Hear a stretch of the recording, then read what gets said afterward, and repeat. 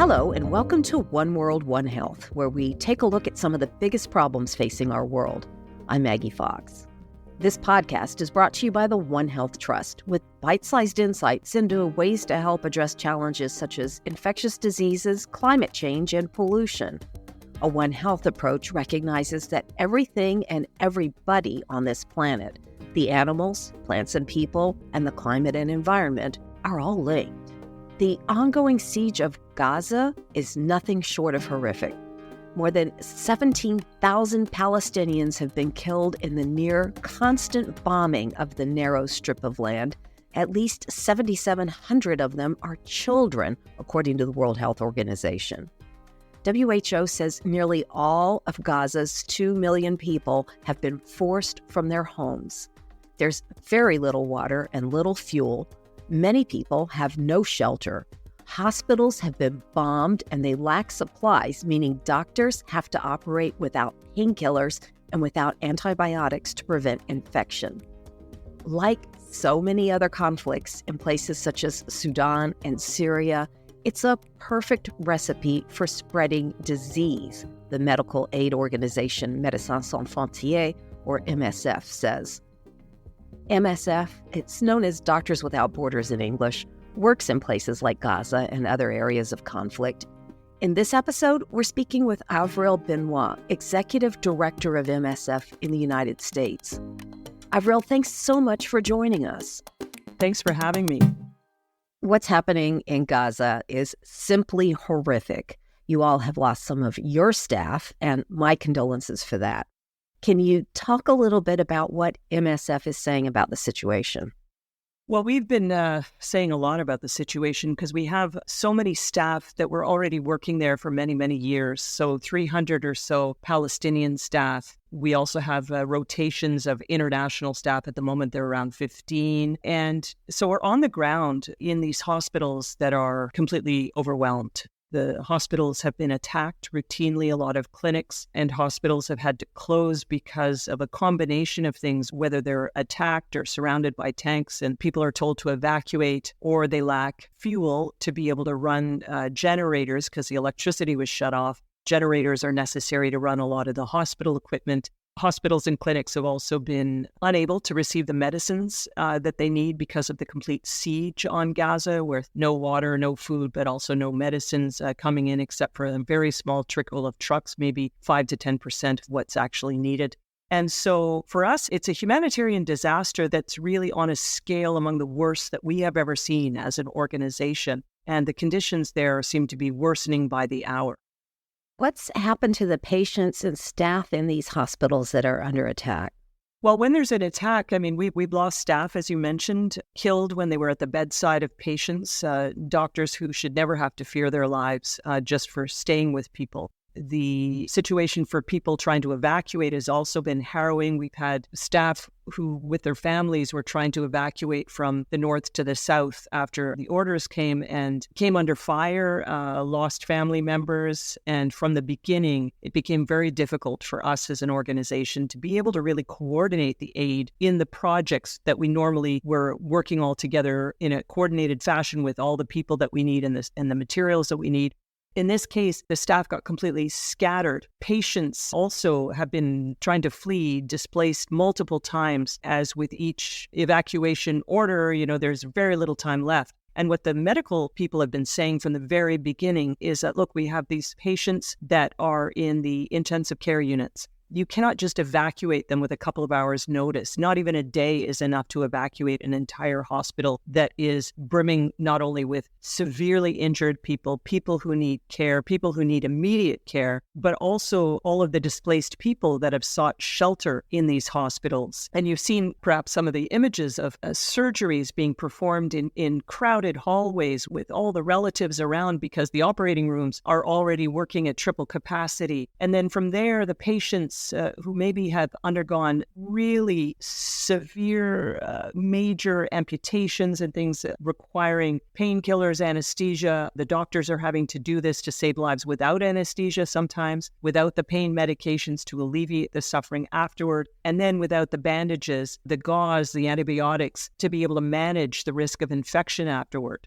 So what we're seeing now more and more is in order to create some more capacity in the hospitals, people are being discharged much sooner than you normally would. They are still at very high risk. Normally, they would be maybe months in a hospital with post-operative care and rehab, physical therapy. Under these conditions, though, they end up fleeing with their families under orders to evacuate. There's no management of their wounds, and they are coming back now, sometimes with an external fixator or amputations that have not been properly managed. And so the infections have taken hold so badly that now they will probably die of infections. We have one hospital that we've been working in where yesterday the number of patients coming in, which was extremely high, was almost matched by the number of people coming in and declared dead upon arrival, who have to be very courageous even to make the journey to medical facilities because of all the snipers, the risk of being caught in the wrong place at the wrong time, the risk of being arrested. Families are being halted at checkpoints for hours and hours, 7-8 hours sometimes. And when you've got somebody who needs immediate emergency medical attention, it's a harrowing thought to even make your way to the hospital. So you can imagine that the ones that do are really in a desperate state. And with all of this awful realization from fairly early on that there's nowhere safe in Gaza, with the constant bombardment and the siege. And so this catastrophic situation has meant that that people stay away from hospitals. They get the infections, as I mentioned. They get sick from the lack of water. Clean drinking water was cut off almost immediately. And so you've got diarrhea, you've got skin rashes, scabies, very high risk of cholera, all the things that come with the inhumane living conditions that people are in right now. And now the population in Gaza is being concentrated more and more. There've got to be health consequences beyond even the ones you just named. Yeah, well, just imagine if you need to give birth. Where are you supposed to do it? The hospitals, as I mentioned, are very difficult to reach. When you reach them, they're overcrowded. You have a lot of people are trying to make do at home with little birthing kits, but the likelihood of the newborns dying, of the mother dying, are extremely high. So for us, it's that. It's also people with chronic conditions. So imagine you're evacuating, you're running for your life. You need your heart medication, or maybe you were on dialysis, maybe you were on cancer treatment. That's just finished right now. With all our experience in conflict zones, it's rare that we see such obstruction of people's right to access humanitarian aid, life-saving aid in a moment of violence and conflict like this. It's really rare that an entire population also has nowhere to flee. We work in a lot of places with refugee crises. Sudan is, of course, a big example of that, where people are fleeing for their lives by the millions, and they can go to Chad, they can go to South Sudan, they can go to other parts of the country in the hopes of a quieter place. But Gaza, that is just not possible right now because of the strictures of this total siege and total war. And what are going to be some of the long-term consequences that people will suffer health-wise?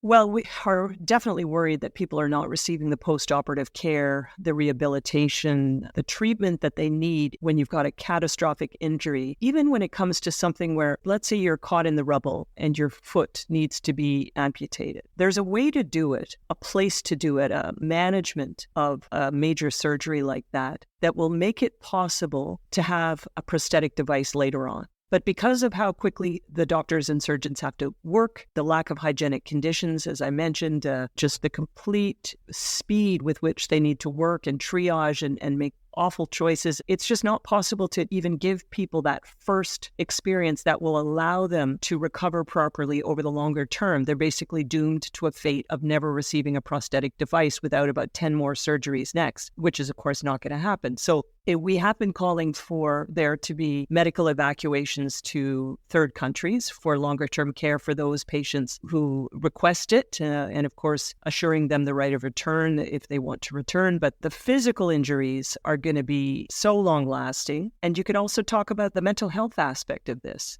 You have children now who are experiencing such high anxiety, older children with bedwetting, with nightmares, screaming in pain. They have suffered so much. Maybe they were under the rubble before being rescued, and then they're rescued, they're injured, and they have no parent around because the parents were killed and all the relatives were killed. These are children who are in a state of shock. And we see it on their faces. We see it in their eyes. And it's heartbreaking because even the clinician, the doctor or nurse who's looking after them doesn't know what to do once they're bandaged up. I mean, who do you give these children to? Who's going to look after them? So the trauma for the children, for the caregivers, for the other relatives who are separated from one another, people who've lost huge families, it's going to last. And so we see that there will be, for another generation, need of some serious mental health supports for the people in Gaza. And this is not happening only in Gaza. You've just been in South Sudan. What's going on there? South Sudan is a country that's very poor, that has a lot of internal conflict, cattle raiding, some tensions between different community groups, different ethnicities. You have a government that has come through years of fighting in the bush and is now responsible for a bureaucracy without necessarily having all the levers in place, including transparency and good governance.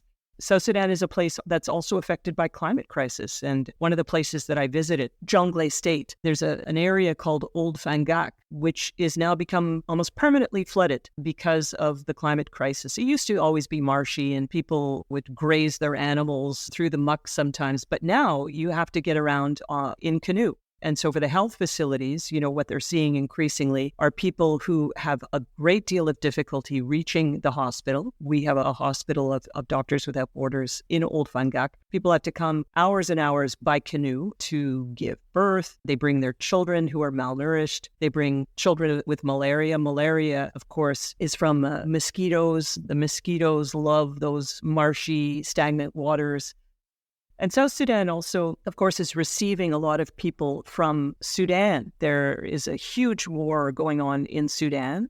We have 5, 6, 7 million. It just keeps going up of displaced people. Most of them are displaced within Sudan itself, but we have a good number that have made their way into Chad. There's a crossing point also into South Sudan where they really receive almost nothing. There's a bit of a transit camp and people are not supposed to stay there longer. But, you've got a high risk of deadly diseases such as measles taking hold in these kind of crowded environments like this. And of course, the MSF, Doctors Without Borders, is working in the area trying to support the health ministry and other health organizations that are trying to lend a hand, but we're nowhere near to being able to meet the needs. Huge positivity rates of malaria, lots and lots of diarrhea, really difficult situation for those who are fleeing what is a full-on conflict zone. And they're traumatized. They're separated from their families. Often the women have fled with the children and maybe some elderly folks, but the men are lost to the conflict. You don't know if they're alive or dead. All of the terrible things that happen in war are playing out, even in the spillover areas from the war in Sudan. Unfortunately, there's a lot of this stuff going on around the world, and then the sequela of conflicts that might not be currently hot. I'm thinking Syria and the problem with the Rohingya. What are you seeing in other areas? Yeah, so you mentioned the Rohingya in Myanmar, and this goes back to maybe August 2017. More than 700,000 men, women, and children fled what was targeted persecution, mass violence perpetrated against them by the Myanmar military and other local people in Rakhine State in the northwest of Myanmar.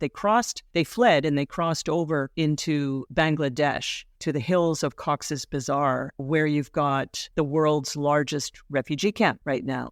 And people there are completely dependent on humanitarian aid. There are stories now of the Rohingya trying to flee even Bangladesh to find some other way to survive, and they're going on boats. So we have another boat people crisis. They're being intercepted off the shores of Indonesia and so forth. And in these kinds of situations, what we're seeing increasingly is that we have reached the capacity in several areas of how much we can do.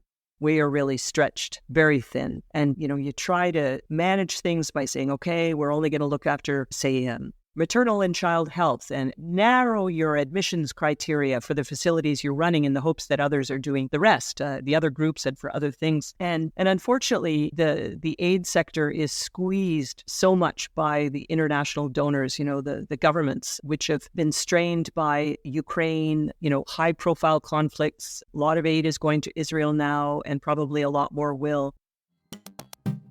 And beyond the obvious humanitarian concerns here, why should someone in, say, North America care about what's happening to all these people? Will any of these problems come to haunt those who are living far away?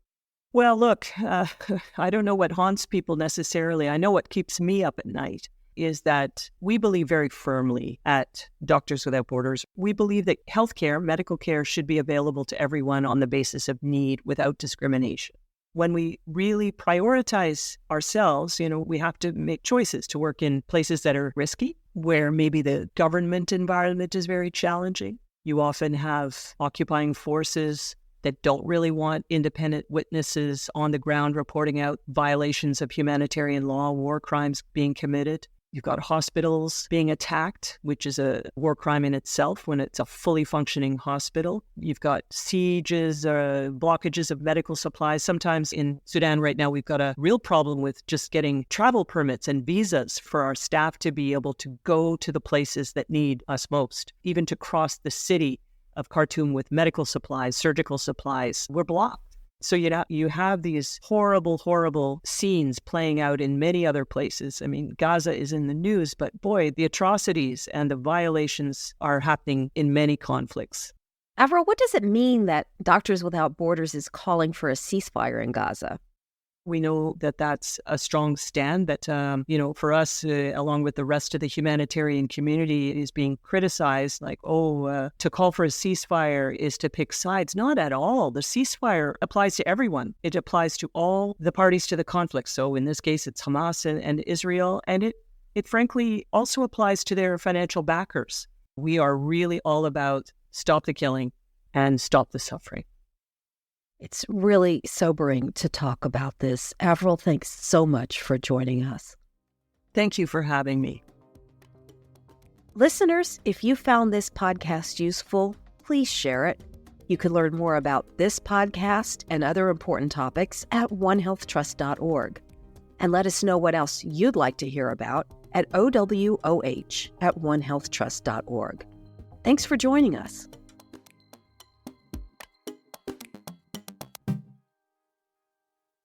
Thank you for listening to One World, One Health, brought to you by the One Health Trust. I'm Ramanan Lakshminarayan, founder and president of the One Health Trust. You can subscribe to One World, One Health on Spotify, Apple Podcasts, or wherever you listen to podcasts. Follow us on social media at One Health Trust, one word, for updates on One World, One Health and the latest in research on One Health issues like drug resistance, disease spillovers, and the social determinants of health. Finally, please do consider donating to the One Health Trust to support this podcast and other initiatives and research that help us promote health and well-being worldwide. Until next time.